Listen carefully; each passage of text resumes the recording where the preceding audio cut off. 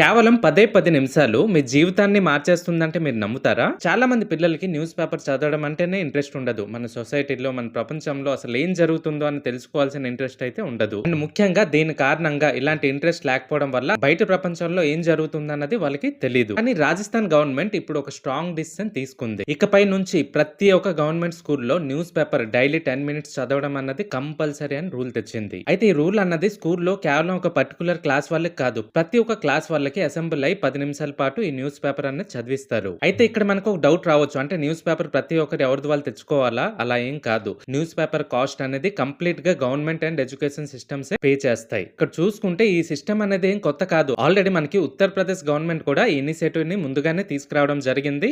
And దీని వల్ల పిల్లల బ్రెయిన్ పై మంచి ఇంప్రూవ్మెంట్ కూడా వచ్చింది. అందుకని ఈసారి రాజస్థాన్ గవర్నమెంట్ కూడా ఈ ఇనిషియేటివ్ ని తీసుకురావడానికి ముందుకొచ్చింది. ఇక్కడ ఈ 10 మినిట్స్ న్యూస్ పేపర్ రీడింగ్ లో అసలు పిల్లలకి ఏం దొరుకుతుంది? ఏమైనా స్కిల్ దొరుకుతుందా? లేదంటే ఏమైనా ఉపయోగం ఉందని అంటారా మీరు? ఎస్, ఈ 10 మినిట్స్ న్యూస్ పేపర్ రీడింగ్ లో వాళ్ళకి స్కిల్ పెరుగుతుంది. అదే విధంగా general awareness and current affairs, మన సొసైటీలో ఏం జరుగుతుంది ఏంటి అన్నది ప్రతి ఒక్కటి వాళ్ళు తెలుసుకోగలరు. దీని వల్ల వాళ్ళకి జనరల్ నాలెడ్జ్ అన్నది బాగా ఇంప్రూవ్మెంట్ అవుతుంది. అయితే ఈ విషయంపై కొంతమంది నెటిజన్స్ కూడా నెగటివ్ గా రెస్పాండ్ అయ్యే వాళ్ళు ఉన్నారు. అదే విధంగా పాజిటివ్ గా కూడా రెస్పాండ్ అయ్యే వారు ఉన్నారు. ఇంతకీ ఈ విషయం గురించి మీరేమనుకుంటున్నారు? నిజంగా ఇనిషియేటివ్ అన్నది పిల్లలకి ఏదో ఒక రకంగా హెల్ప్ అవుతుంది అంటారా? లేదంటే నో అంటారా? మీ ఒపీనియన్ ని ఖచ్చితంగా కామెంట్ చేయండి. అదే విధంగా మన స్టేట్స్ లో కూడా ఇలాంటి రూల్ వస్తే బాగుంటుందంటారా? లేదంటే నో అంటారా? మీ ఒపీనియన్ ని ఖచ్చితంగా కామెంట్ చేయండి. అలాగే వీడియో కనుక నచ్చితే ఈ వీడియోని ఒక లైక్ చేసి మీ ఫ్రెండ్స్ అండ్ ఫ్యామిలీ మెంబర్స్ కి షేర్ చేయండి.